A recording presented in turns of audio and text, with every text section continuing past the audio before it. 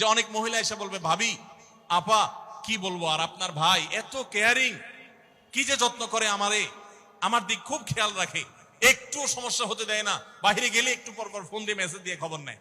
বুঝবেন যে সাক্ষাৎ শয়তান হাজির হয়ে গেছে। এই লোক হয়তো সৎ উদ্দেশ্যে বলছে, কিন্তু শয়তান তাকে দিয়ে বলাচ্ছে আপনাকে অশান্তিতে ফেলার জন্য। মনে রাখবেন, যারা নিজেদের তারিফ করে তারা হয়তো পজিটিভ মানুষ দেখে তারিফ করে, তাদের সংসারে এমন এমন অশান্তি হয় যেগুলো হয়তো আপনাদের হয় না, শুধুমাত্র শয়তান ওইগুলো আপনার সামনে হাজির করছে। খবরদার, ওইগুলো দেখে খুব সহজে একে অন্যের প্রতি জাজমেন্ট করতে যাবেন না। তাহলে দাম্পত্য জীবনে সুখ শান্তির জন্য অন্যের সুখের মিথ্যা গল্প শুনতে যাবেন না। যদি সত্য গল্প হয় তবুও মনে রাখবেন যে হয়তো সে একটা দিক তুলে ধরছে, তাদের আরো চ্যাপ্টার আছে সেটা তারা তুলে ধরছে না, তাদের চাইতে আমরা আলহামদুলিল্লাহ কম সুখে নেই। নিজেদের পজিটিভ গুলো দেখার চেষ্টা করবেন। 8 নম্বর, ক্ষমা করতে শেখা। দেখুন, ক্ষমা করতে না পারলে দাম্পত্য জীবনে কেন, কোন জীবনে আপনি কখনো সুখী হতে পারবেন না। সবকিছুকে অনেক বড় করে দেখবেন না, অনেক কিছুকে ক্লোজ করবেন, ছোট করবেন। এবং মনে রাখবেন, আল্লাহ তাআলা ক্ষমাশীলকে ভালোবাসেন। কোরআনে আল্লাহ তাআলা একাধিক জায়গা বলেছেন, যারা ক্ষমা করে আল্লাহ তাদেরকে ভালোবাসেন। আপনি যদি বলেন যে কতবার ক্ষমা করব, যতবার আপনি আল্লাহর কাছে ক্ষমা আশা করেন, আপনি আপনার স্ত্রীকে, আপনি আপনার স্বামীকে, আপনার জীবন সঙ্গীকে, যে কোনো মানুষকে ততবার ক্ষমা করবেন। আপনি জীবনে একই পাপ কতবার করেন, আল্লাহ মাফ করবেন আশা করেন না?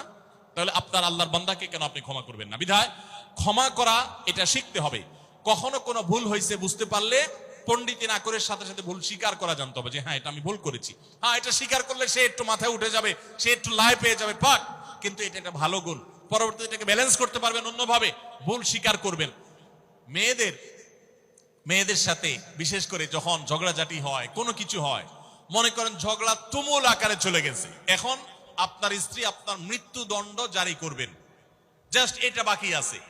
এই টাইমটাতে আপনি যদি চান যে এই রাগের পারদকে পাতাল থেকে মুহূর্তের ভিতরে, আমি আকাশ থেকে মুহূর্তের ভিতরে পাতালে নামায় আনবো, আগুনের সাথে সাথে পানি করব, একটা বুদ্ধি, একটা কাজ করবেন, সাথে সাথে পানি হয়ে যাবে। সেটা কি?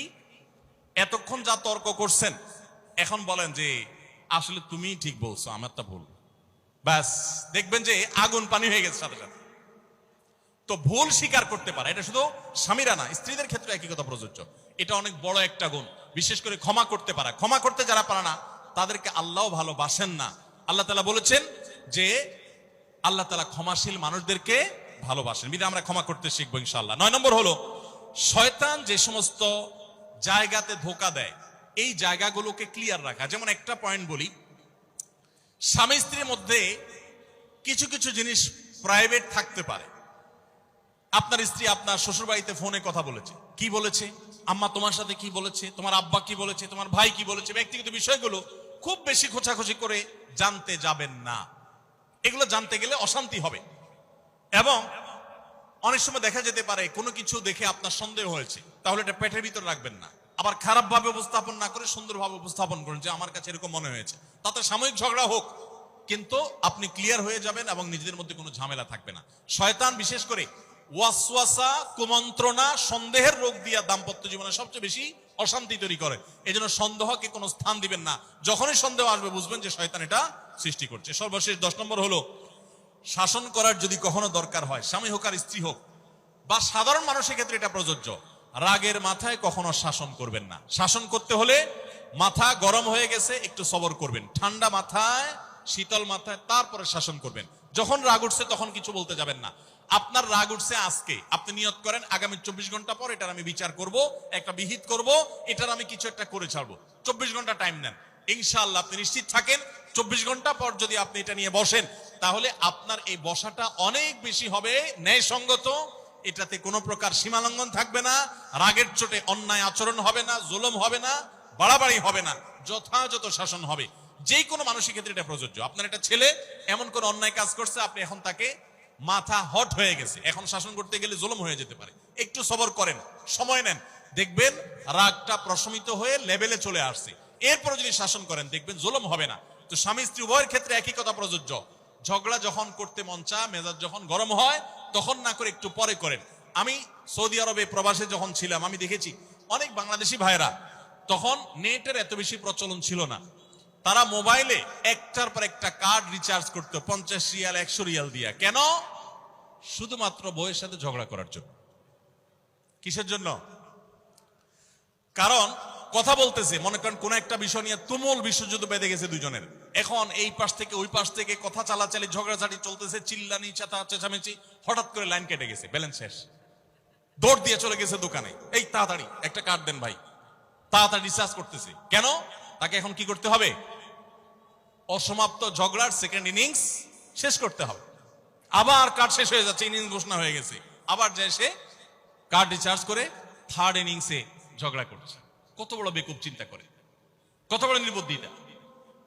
এই ঝগড়াটা স্বামী স্ত্রী যদি দুই জায়গায় থাকেন, ফোনে যদি ঝগড়া হয়, আমি বুদ্ধি দেই যে ফোনটা যখনই দেখলেন যে ঝগড়া শুরু হয়ে গেছে, তখন সাথে সাথে মোবাইলটা অফ করে ফেলা, অফ করে 3 দিন মাত্র রাখেন, অন্য একটা নাম্বার বাটন ফোন দিয়ে আপাতত অফিসের কাজ কাম ছাড়েন, আর বউয়ের সাথে যোগাযোগের নাম্বারটা 3 দিনের জন্য বন্ধ রাখেন।